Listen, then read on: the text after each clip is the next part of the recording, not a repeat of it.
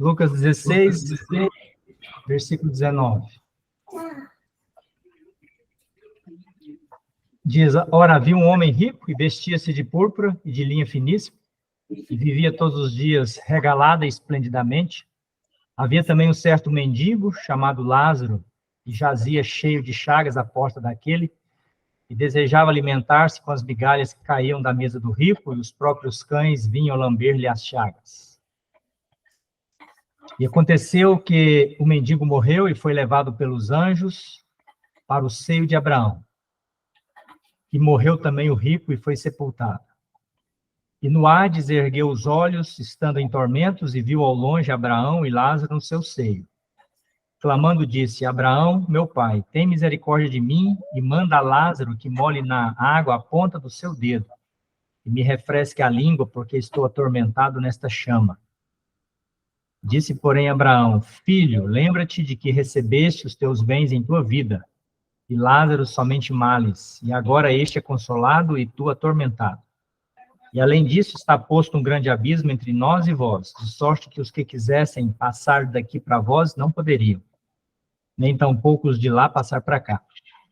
E disse ele, rogo-te, pois, ó pai, que o mandes à casa de meu pai, pois tenho 5 irmãos, para que lhes dê testemunho, a fim de que não venham também para este lugar de tormento.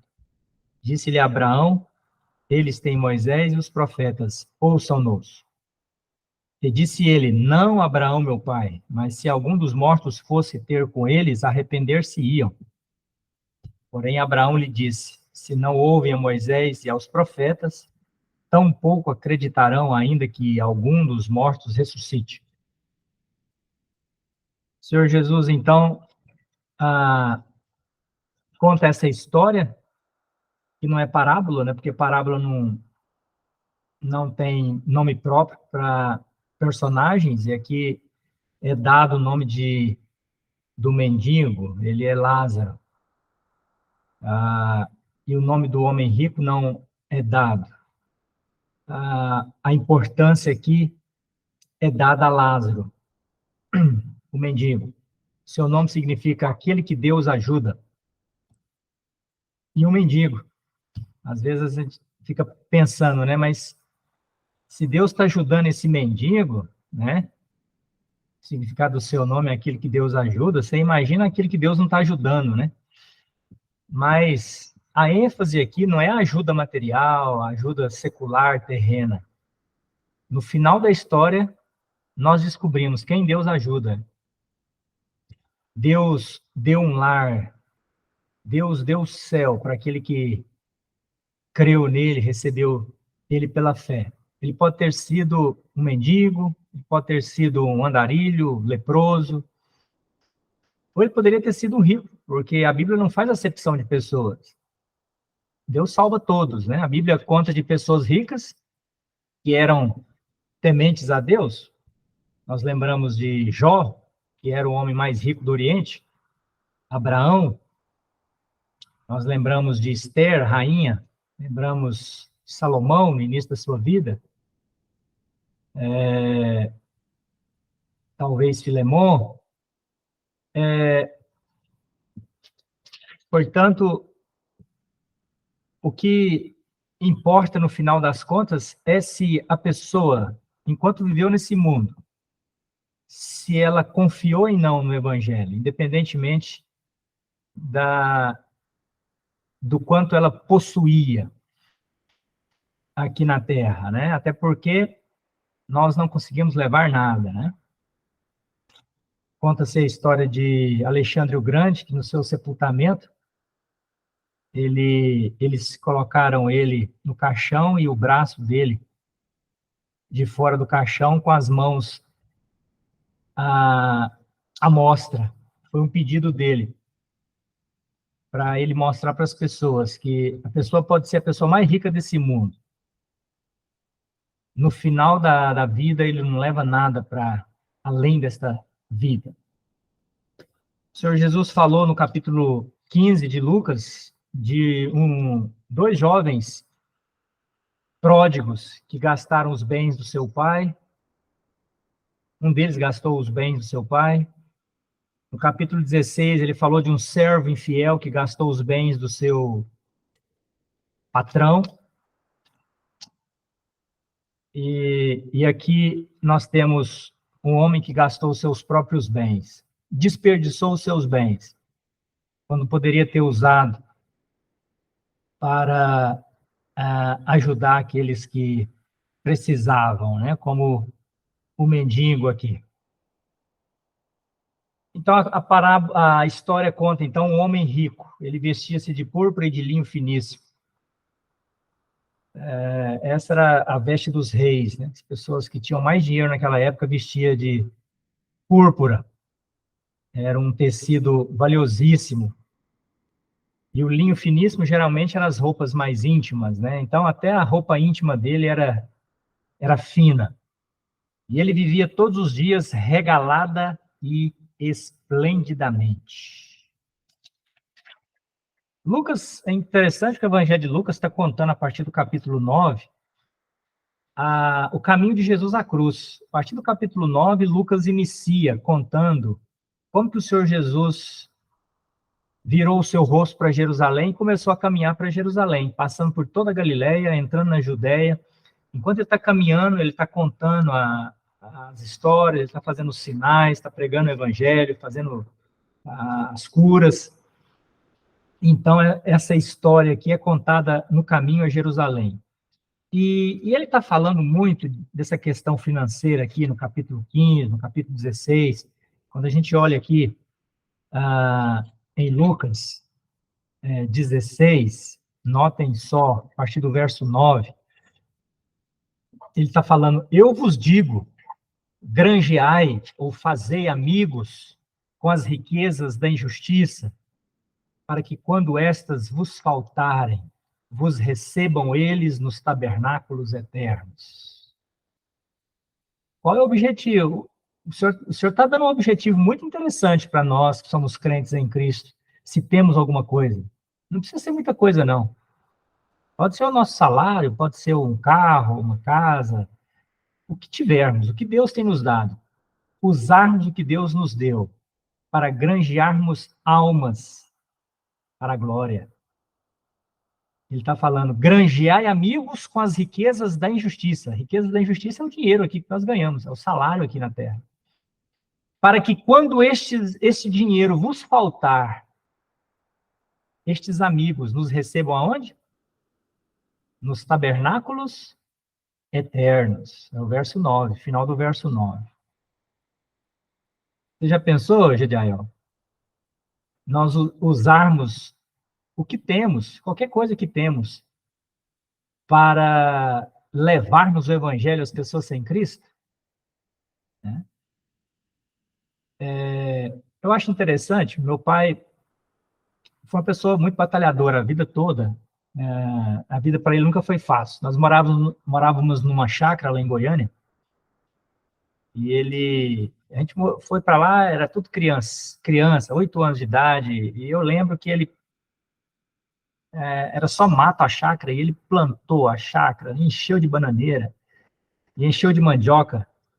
Não era muito pequeno, não era muito grande a chácara, 5 mil metros, 15 mil metros, mas depois ele nos contou o propósito. Muita gente descrente na rua, muita gente pobre. Tinha famílias que vieram do Nordeste para trabalhar na cidade, ali na Encol, né, que estava na época, era uma empresa muito grande ali onde nós morávamos. E as pessoas vinham ônibus e ônibus de pessoas que não conheciam o Evangelho, que não conheciam Cristo. E meu pai batia na porta deles e falava: ó, como é que tá? Tudo bem? Fazendo amizade? Vocês podem ir lá em casa e lá tem uma lavoura de mandioca e tal. E as pessoas iam, você acredita? As pessoas entravam lá e tiravam, e eu era criança, mas via eles levando baldes de mandioca, né? Porque o pessoal do Ceará gosta, né, de farinha, e acho que eles faziam muita coisa com a mandioca. E hoje nós temos mais de 3 ou 4 famílias que se converteram dessas pessoas lá. Acho que o Maurício conheceu até alguns lá no Junco, o José de Lima, o Rogerinho, a Luciana, e depois o irmão dele converteu também, o Francisco, o pai e a mãe converteram, e a família foi convertendo. Mas são algumas maneiras, simples às vezes, que nós pegamos a confiança das pessoas, e as pessoas notam alguma coisa diferente em nós, né? E, e essa é uma história só para nos mostrar que, às vezes, pode ser uma coisa tão simples, mas que depois leva a um resultado tão glorioso, né? E essas pessoas depois abriram as suas casas e nós íamos visitá-los e pregar o evangelho para eles, e eles converteram. Alguns deles converteram. O Senhor Jesus ainda fala no verso 10, quem é fiel no mínimo também é fiel no muito, quem é injusto no mínimo também é injusto no muito. Pois se nas riquezas injustas não fostes fiéis, quem vos confiará as verdadeiras? O Senhor está falando dele confiar a administração de coisas eternas. Então, se nós somos infiéis aqui na Terra, com o que ele tem nos dado, materialmente falando, o Senhor Jesus está falando de coisas materiais. Como que ele vai poder nos confiar na eternidade coisas eternas e gloriosas? Ele espera, então, que sejamos fiéis a ele agora, enquanto temos poucos recursos, no mínimo, né, como ele está falando, né? Quem é fiel no mínimo também é fiel no muito. Verso 11, pois se nas riquezas injustas não fostes fiéis, quem vos confiará as verdadeiras? E se no alheio, o que nós temos não é nosso, na verdade, né? Nós estamos só administrando, né? E se no alheio não fostes fiéis, quem vos dará o que é vosso? O que é nosso é o que nós temos em Cristo, é a herança que nós temos em Cristo, as glórias eternas, né? O céu e as riquezas eternas em Cristo. E depois o Senhor Jesus fala, nenhum servo pode servir a 2 senhores, porque ou há de aborrecer a um e amar a outro, ou se há de chegar a um e desprezar ao outro. Não podeis servir a Deus e a Mamon. Então, essa é uma regra muito básica que o Senhor Jesus estabeleceu. É impossível servir a Deus e servir as riquezas. E ele, inclusive, caracteriza ou designa a riqueza como Mamon, como um Deus, né? O Deus dinheiro. E a Bíblia chama de avareza e de idolatria. Quem ama e quem vive correndo atrás do dinheiro e bênçãos materiais, e tudo que ele fala, e tudo que ele pensa, e toda a vida dele está em volta de coisas materiais. Isso é idolatria. Infelizmente, né, quantas organizações, até chamadas religiosas, né, estão tão envolvidas com idolatria. Por quê? Porque só falam nas coisas da terra. Paulo escreveu aos irmãos em Colossos e falou, ó, vocês morreram com Cristo, e a vossa vida está escondida nele, portanto, pensai nas coisas de cima, onde a vossa vida está escondida. E eu fiz essa introdução só para vermos, então, o contexto da história do rico e do Lázaro, né? Porque aqui o Senhor conta uma história de um homem rico e de um homem pobre. E os fariseus se justificavam e se gabavam, né? Não, nós vamos entrar no reino, né? Os pobres não vão entrar, porque eles são amaldiçoados. Olha o que eles pensavam, olha o que eles imaginavam.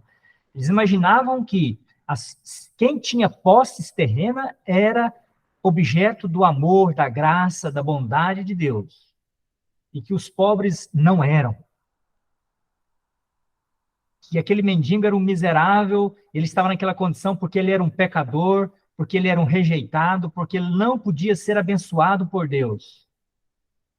E o final da história fala o contrário. Aquele homem rico que teve de tudo na sua vida, mas não teve Cristo, está em tormento no Hades, que é um lugar que não é um lugar, que é uma condição, né, anterior ao lago de fogo, a condição dos mortos desencarnados, né? Quando, então, conforme nós temos lá em Daniel, um dia o Senhor voltará e ressuscitarão, uns para a vida, o gozo, paraíso eterno, e outros para a perdição eterna. Mas aquele homem que padeceu tanta necessidade, morreu e está sendo suprido, está alimentando, não com os cães, não das migalhas do rico, mas ele está alimentando na mesa com Abraão. Um homem rico, riquíssimo, mas que ali no céu está em pé de igualdade com o mendigo, estão alimentando junto. Tudo que um tem, o outro tem. Na terra, aquele homem que vivia de forma esplêndida, o homem rico, a vida para ele era uma festa todos os dias. Tudo o que ele tinha era luxo. Aparentemente, ele tinha uma casa cercada de muros. Esse mendigo foi colocado ali, talvez por alguém querendo fazer algum ato de caridade, colocou aquele homem ali na frente da casa desse homem rico, para que talvez esse homem rico se compadecesse, cuidasse dele. E esse homem rico tinha esses cães, e esses cães não eram cães como nós temos hoje, né? Cães que vivem dentro de casa, cães que dormem, às vezes, na cama ou no sofá junto com as pessoas. Não, naquela época os cães eram selvagens, eram cães de guarda, e esses cães provavelmente estavam ali vigiando a casa daquele homem, e ele desejava apenas comer das migalhas da mesa do homem rico, como os cães também comiam, né? Nós lemos da história daquela mulher fenícia, né? Em que o Senhor Jesus achou tanta fé, porque ela disse, né? Os cães também comem das migalhas, né? Ela queria apenas as migalhas que caíam da mesa, como figura das bênçãos, né, de Cristo. E o único ser que podia se compadecer daquele homem eram os próprios cães, que estavam ali lambendo as feridas daquele mendigo. Porque o homem rico nem sequer lá fora saía da sua casa para perguntar se ele tinha alguma necessidade. Os cães vinham lamber-lhe as feridas. O mendigo, doente, coberto de chagas. E depois o verso 22, então, diz que aconteceu que o mendigo morreu e foi levado pelos anjos para o seio de Abraão. Foi levado para o paraíso. E morreu também o rico e foi sepultado. Tem um provérbio que fala que o rico e o pobre se encontram na morte. E não há diferença nenhuma. Os dois vão e descem à sepultura desnudos, não levam nada. O mendigo já não tinha nada, e o rico deixou tudo para trás. Mas há uma diferença muito grande aqui. Assim como a vida deles foi muito diferente, um contraste muito grande entre um que tinha e desfrutou nesse mundo de luxo e muitos bens, que se comparado à eternidade não tem valor nenhum. É como esterco, é como nada. Porque a nossa vida aqui na Terra é como uma gota no oceano, não é verdade? Mas, assim como foi muito diferente a vida deles, a morte também e o pós-morte foi muito diferente. O mendigo morreu e foi levado pelos anjos para o seio de Abraão. Olha o cuidado de Deus. Deus é aquele que ajuda. E ele ajuda no dia da nossa morte, porque a morte sela o destino da alma do ser humano. A morte sela o nosso destino. O homem sem Cristo, na morte, o seu destino está selado. o inferno, o juízo, a condenação eterna. E o homem com Cristo, na morte, o seu destino está selado. Desfrutar das bênçãos em Cristo Jesus. A Bíblia fala que, Paulo mesmo disse, né, que é melhor partir e estar com Cristo, é bem melhor. A Bíblia descreve o que é essa partida, tanto na morte do ímpio, como na morte do justo, do crente em Cristo. O corpo fica, ambos são feitos do pó da terra, o corpo fica repousando no pó da terra, volta ao pó da terra, é a lei universal que Deus estabeleceu lá em Gênesis capítulo 3, quando ele disse, depois que o homem pecou, você foi feito do pó e para o pó vai retornar. E nesse sentido, é que quando a Bíblia fala daqueles que dormem, o que dorme? A alma e o espírito, ela é inextinguível. Ela não cessa. A alma e o espírito é eterno. Não dorme a alma e o espírito. O que dorme, o que repousa, é o corpo. Agora, o corpo do crente repousa, dorme. Porque na volta de Cristo, ele então é despertado. E as partículas são novamente reagrupadas, reajuntadas e serão então, e ganharão um corpo de glória, incorruptível. E nós, os vivos, na sua vinda, seremos transformados. Mas aqueles que morreram sem Cristo, não é nesse momento. Eles continuam mortos, porque a morte para eles é a morte eterna. Eles vão ressuscitar apenas para o juízo, o grande trono branco em Apocalipse capítulo 20, e depois serão lançados no lago de fogo. Tá? Então, quem é despertado? O crente é despertado. Por isso o crente dorme. O descrente não.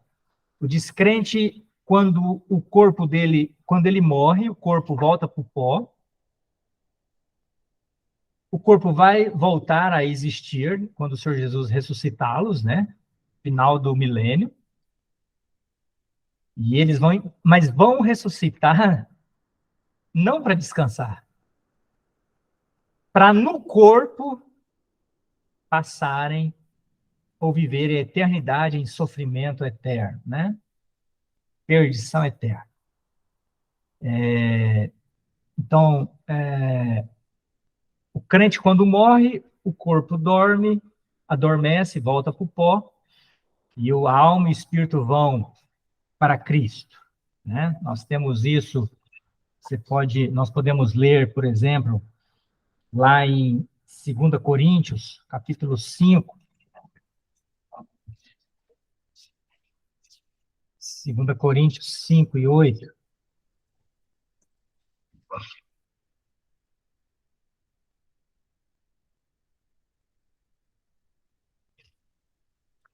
Olha, a partir do verso 6. 2 Coríntios 5 e 6. Pelo que estamos sempre de bom ânimo, sabendo que, enquanto estamos no corpo, vivemos ausentes do Senhor, porque andamos por fé e não por vista. Mas temos confiança e desejamos antes deixar este corpo para habitar com o Senhor. Interessante, né, Gediael? Esse corpo nos faz ausente do Senhor. Embora ele habite em nós no Espírito, mas na presença dele, pessoalmente, como a segunda pessoa da Trindade, né, o Senhor Jesus Cristo, como ele está na presença do Pai, vivo, né, ressurreto, enquanto estamos nesse corpo, estamos ausentes do Senhor, embora ele nos enviou o seu Espírito, né, que nos dá essa confiança toda, que nos dá essa certeza da salvação. Né? Aquele que creu em Jesus Cristo tem o Espírito Santo habitando nele. e é o penhor, é o selo, é a marca, é como o, o, o fazendeiro identifica o seu rebanho com uma marca, né? O Senhor também identifica o crente com uma marca inextinguível, uma marca que ninguém pode tirar, o Espírito Santo, ninguém. Por isso que Paulo, ele louva a Deus lá em Romanos 8, né? Quem poderá nos separar do amor de Deus que há em Cristo Jesus? Nada, nem morte, nem vida, nem anjos, porque foi o Senhor que nos salvou. Ele nos deu o seu Espírito, e esta marca ninguém toma, ninguém tira. Nós somos possessão dele, possessão eterna dele. E aqui em 2 Coríntios capítulo 5, nós temos essa confiança. Ele fala, temos essa confiança e desejamos. Será que nós desejamos realmente? Deixar este corpo para habitar com o Senhor. Pelo que muito desejamos também ser-lhe agradáveis, quer presentes, quer ausentes. Por quê? Porque nós devemos agradar ao Senhor e uns aos outros aqui, porque todos devemos comparecer ante o tribunal de Cristo, para que cada um receba segundo o que tiver feito por meio do corpo, ou bem ou mal. Aqui nós não podemos tirar esse texto do seu contexto, né? Aqui não é juízo do ímpio, do descrente, e nem juízo do crente. Aqui é o tribunal de Cristo, onde o Senhor vai julgar as obras dos crentes, não para perdição, não para tirar nada, porque nós já somos salvos. A salvação é algo que nós já temos, independentemente das nossas obras, porque é um dom de Deus, é um presente. Se alguém me dá um presente, está dado esse presente, né? Pode até acontecer de alguém tomar o presente, né? Mas o presente é algo que não nos custou nada, Deus nos deu e ele não toma. A posse é de quem recebeu o presente, a propriedade, o presente é propriedade de quem recebeu, mesmo não lhe custando nada. Então, a salvação é um presente de Deus. Agora, o tribunal de Cristo fala de recompensas, fala de galardão. O Senhor vai julgar-nos segundo as nossas obras para a recompensa da fidelidade a Ele e a sua palavra. Aquele que estudou, meditou na palavra de Deus, aquele que entendeu, compreendeu e fez a vontade de Deus, revelada na palavra dele. Não é o que as pessoas estão mandando fazer, não é construção, não é nada disso. Né? A Bíblia fala que Deus não habita em templos feitos por mãos humanas. Nós somos templos do Espírito. Ele deseja habitar no crente, ele deseja que o crente faça a vontade dele. Como que o crente pode fazer a vontade dele? Observando a sua palavra. Observando a Bíblia. A Bíblia é a revelação de Deus, única, eterna, inerrante, infalível. Né? E nós que temos a Bíblia na mão, e que temos essa função que o Senhor tem dado a habilidade de pregar a palavra de Deus, nós não podemos falar nada além da Bíblia, nem tirar nada da Bíblia. Né? E é como profeta, né? O Senhor falou dos profetas do Velho Testamento que eles não poderiam falar nada que o Senhor não tinha revelado. Eles seriam mortos se falassem qualquer coisa. Os profetas no Velho Testamento. Nós lemos isso na lei de Moisés. Se ele falasse qualquer coisa que o Senhor não tinha falado, eles deveriam ser mortos. E, infelizmente, né, quantos nesse mundo tem a Bíblia na mão, mas não quer pregar a palavra de Deus? Não quer pregar a revelação de Deus, que já está dada, que está completa, né?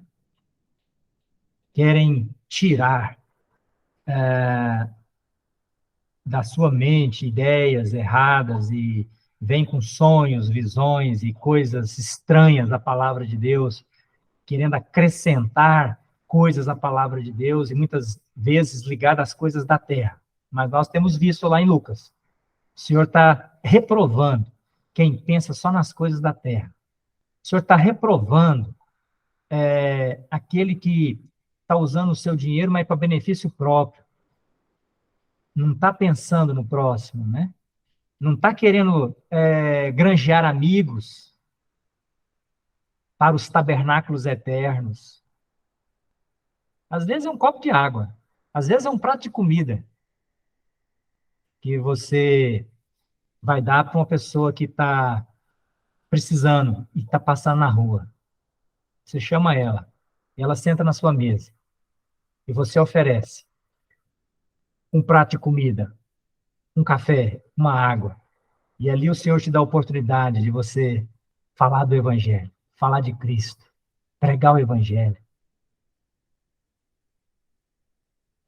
Então, o Senhor está mostrando que essas coisas são passageiras, as coisas terrenas, materiais, é só para essa vida aqui. O crente não deve ficar buscando essas coisas, pelo contrário, né?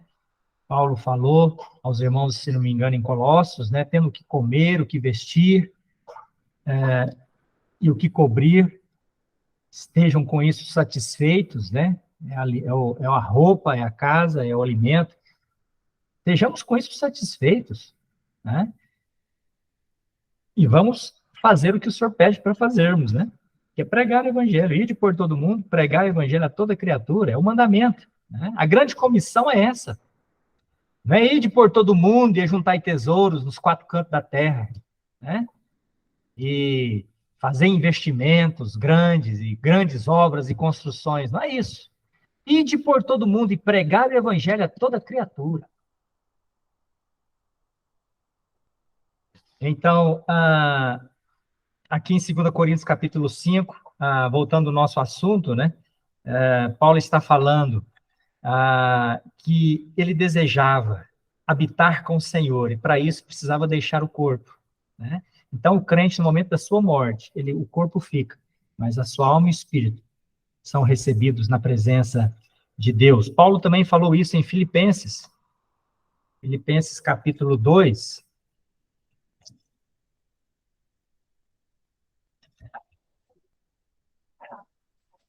Filipenses 2, versos 21 a 23.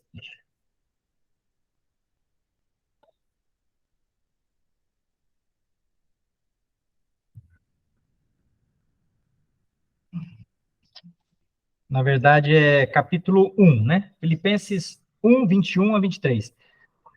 Aqui diz: porque para mim o viver é Cristo e o morrer é ganho. Para mim o viver é Cristo e o morrer é ganho. Porque enquanto ele está no corpo, ele está ausente do Senhor. Mas se o viver na carne me der fruto da minha obra, ele queria viver aqui na terra para juntar dinheiro, riqueza? Para trabalhar para o Senhor. Mas se o viver na carne me der fruto da minha obra, não sei então o que devo escolher. Ele ficou numa grande dúvida agora, né? Eu prefiro morrer e estar com Cristo. Mas o Senhor que sabe, se Ele deseja que eu continue na terra para fazer o que Ele pediu para que eu faça, pregar o Evangelho, ensinar nas igrejas, encaminhar os irmãos, edificar a igreja de Deus, sofrer por Ele aqui, eu vou ficar. Aí ele fala, né? Verso 23, mas de ambos os lados, estar com Cristo ou ficar aqui no mundo, na carne, né? Mas de ambos os lados estou em aperto, tendo desejo de partir e estar com Cristo. Por quê? Porque isto é ainda muito melhor. É melhor estar com Cristo. Ele chegou a essa conclusão. Mas ele também sabia que ele estava comissionado a pregar o Evangelho até o fim da sua vida, até o último suspiro. E o último suspiro dele foi no tronco. Diz a história, a Bíblia não conta, mas ele foi degolado pelo imperador em Roma. Seu pescoço no tronco. E a sua cabeça para um lado, o seu corpo para o outro.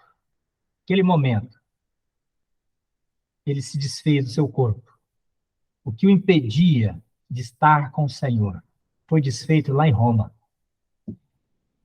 E ele falou, enquanto esse dia não chega, ele falou, mas julgo mais necessário, por amor de vós, ficar na carne. E tendo esta confiança, sei que ficarei e permanecerei com todos vós. Para quê? Para proveito vosso e gozo da fé, para que a vossa glória aumente por mim em Cristo Jesus, pela nova ida a vós. É interessante, né? Ele sempre está falando em ficar, mas nunca pensando nas coisas da terra. Nunca pensando em desfrutar de coisas terrenas. Ele está sempre pensando em ficar, mas por amor aos irmãos, para continuar instruindo os irmãos, continuar reunindo com eles, pregando o evangelho, escrevendo as suas cartas, mostrando a sua fidelidade, sendo o exemplo como ele era para todas as igrejas. Portanto, aqui em essa carta a Filipenses, ele fala então desse desejo de partir e estar com Cristo, ao mesmo tempo de ficar para poder estar com os irmãos e de alguma forma ajudá-los, né? Nós lemos a história de Estevão, no capítulo 7 de Atos. Atos, capítulo 7. Aqui nos fala também como que na hora da nossa morte, né, o Senhor nos recebe o nosso espírito. Nós somos seres espirituais, né? A essência nossa não é o corpo, né? O corpo é o que nós vemos, e o mundo dá tanto valor ao corpo, né? O mundo dá tanto valor à escultura. Os gregos, né, faziam escultura de pessoas nuas e musculosas, e aquelas deusas e semideusas, né, esculturais, aquela coisa toda, né? Mas Deus não. Deus vê além desse corpo. Ele vê a condição da alma do homem.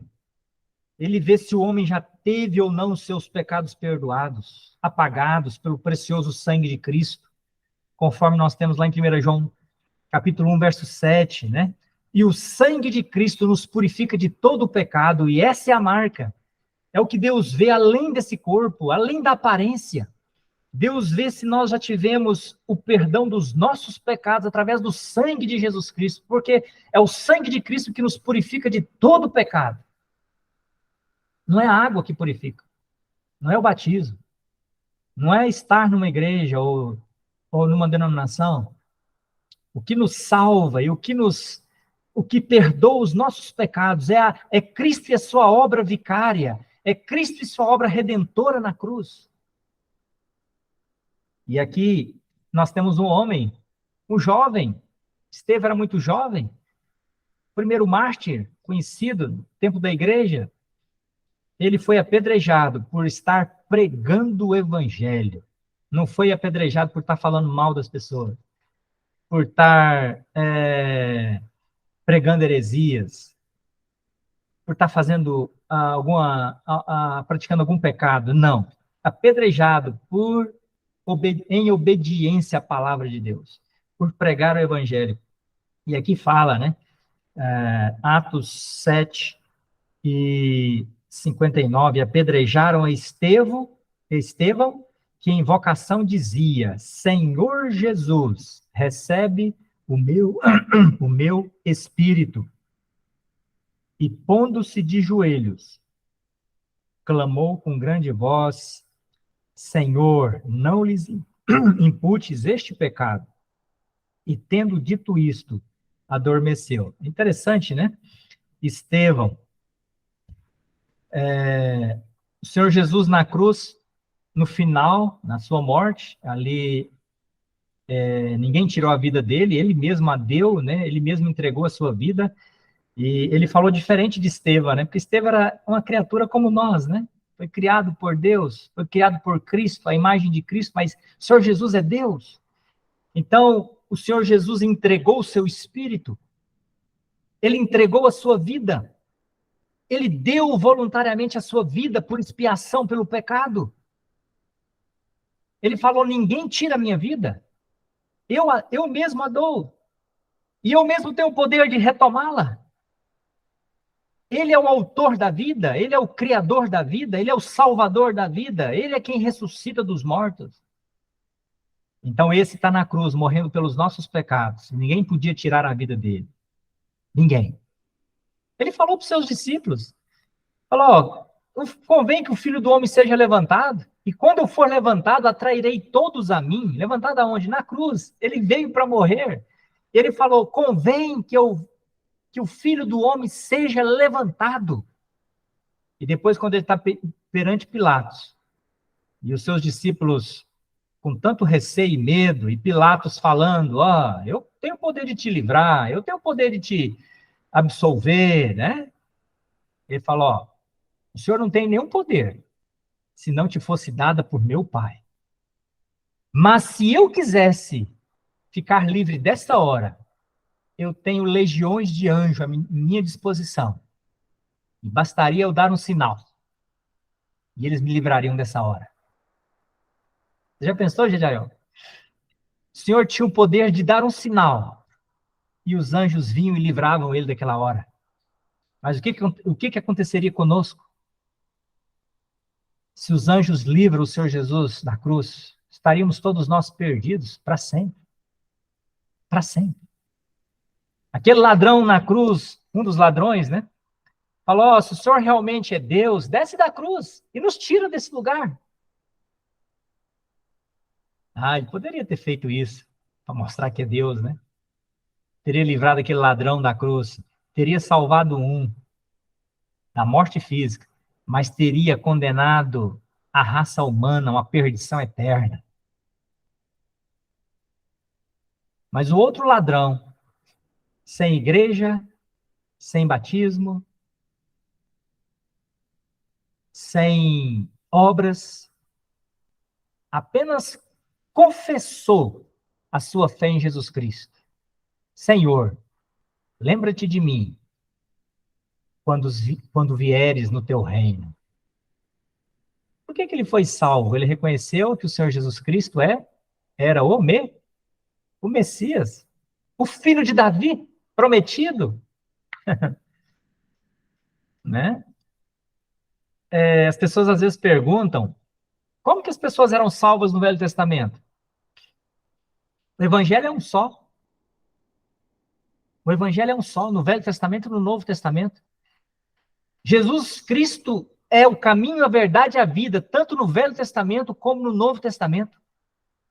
No Velho Testamento havia a promessa de um Salvador que viria e queria ser sacrificado pelo pecado da raça humana, a semente da mulher, que esmagaria a cabeça da serpente. E quando Paulo, em Romanos capítulo 4, ele está falando da justificação pela fé, não justificação pelas obras, porque hoje o crente não é hoje, ele sempre foi justificado pela fé. Tanto no Velho Testamento como no Novo. Não adiantava guardar a lei se não confiasse no autor da lei, no Senhor da lei. Se não tivesse fé no Deus que deu a lei. Então, quando Paulo, no capítulo 4 ao capítulo 6, ele fala da justificação, nós somos justificados pela fé em Cristo, sem lei, sem as obras.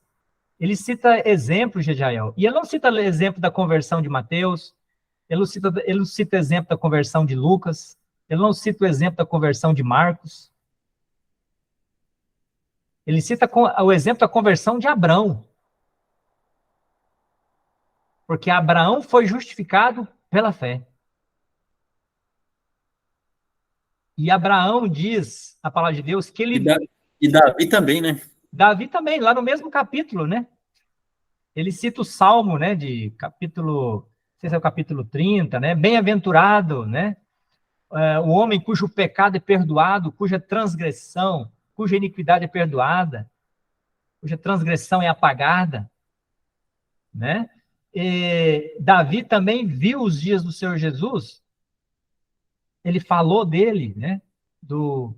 do Messias que viria, da tribo de Judá, o leão de Judá, o rei eterno, porque ele teria que ser da linhagem de Judá, e o Senhor Jesus Cristo é da linhagem de Judá.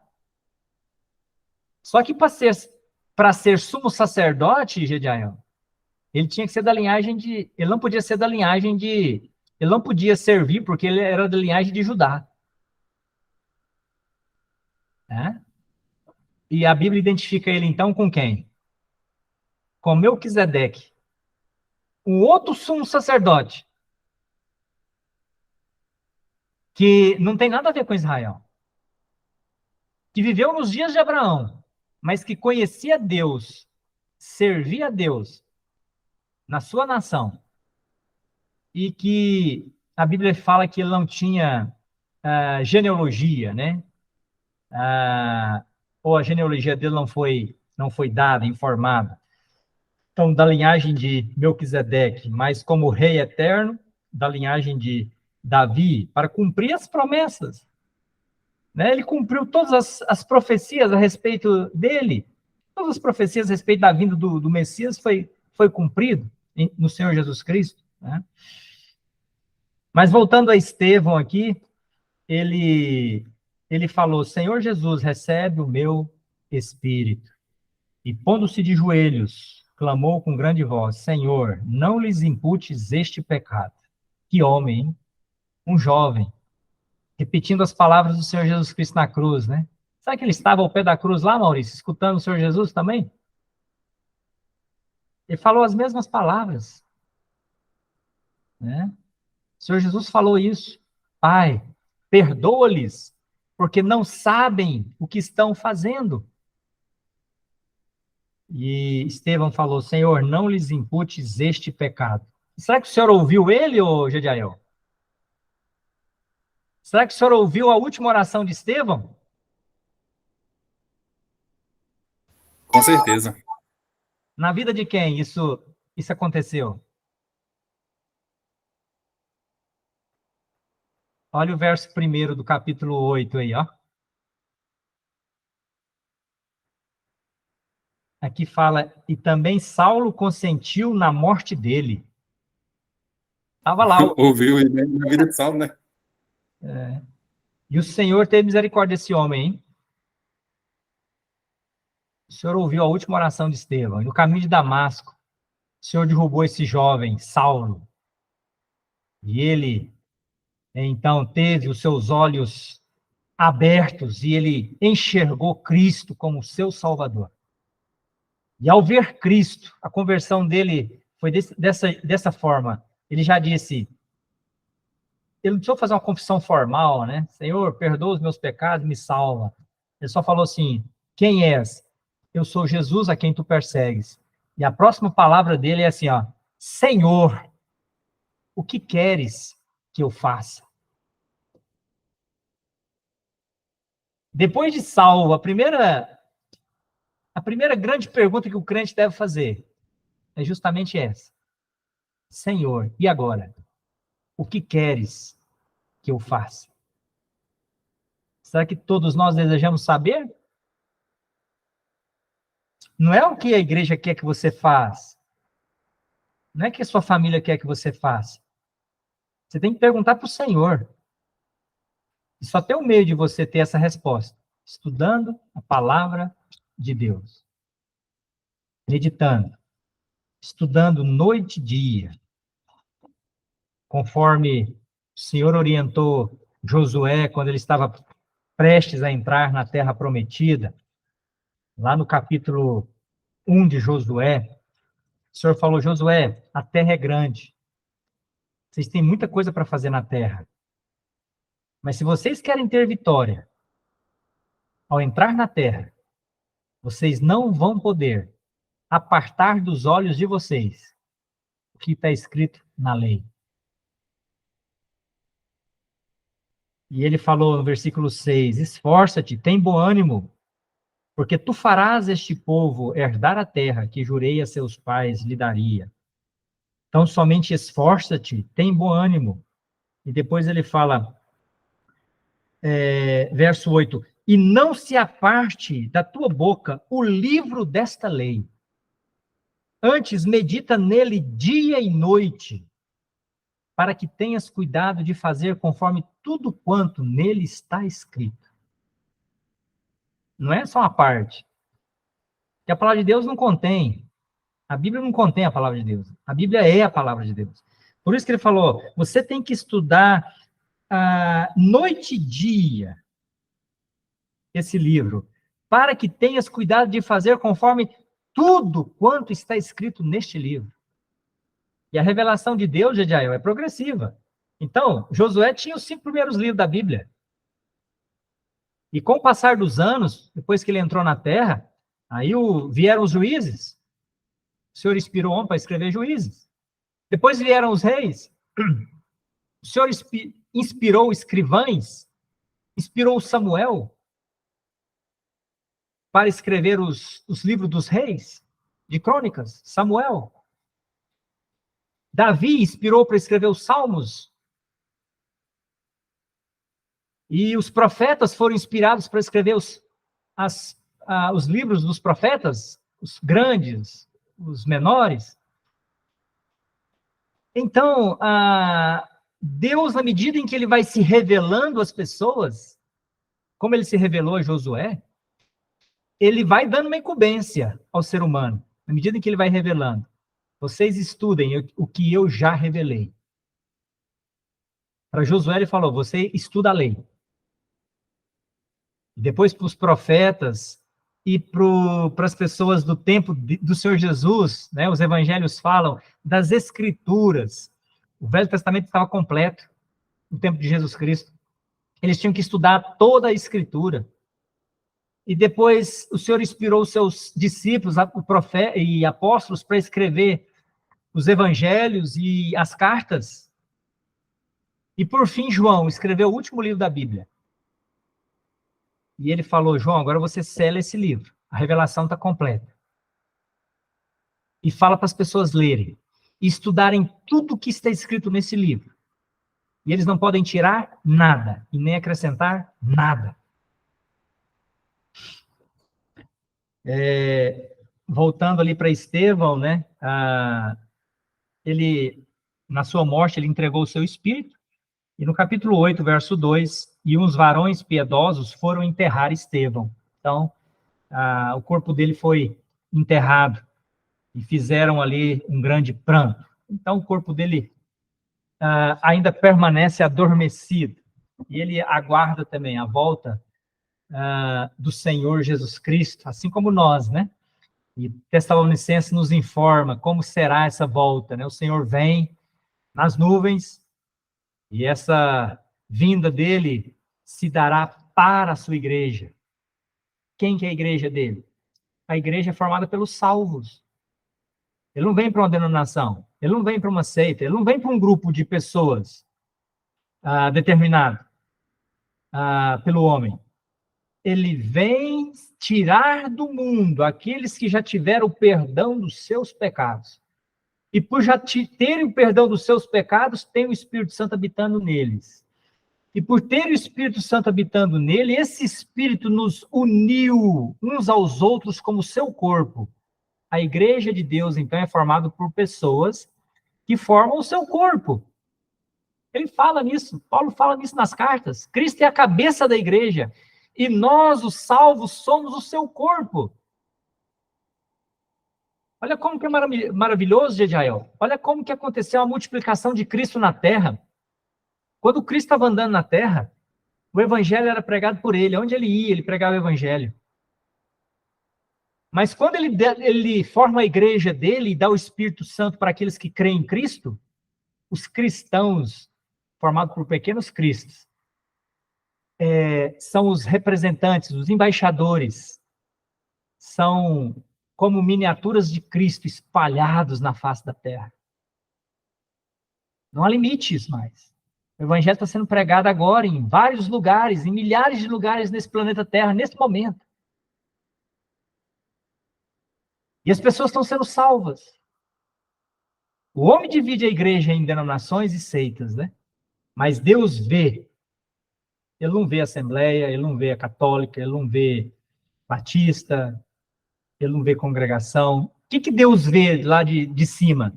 Ele vê um povo salvo, remido, independentemente do lugar onde eles estão.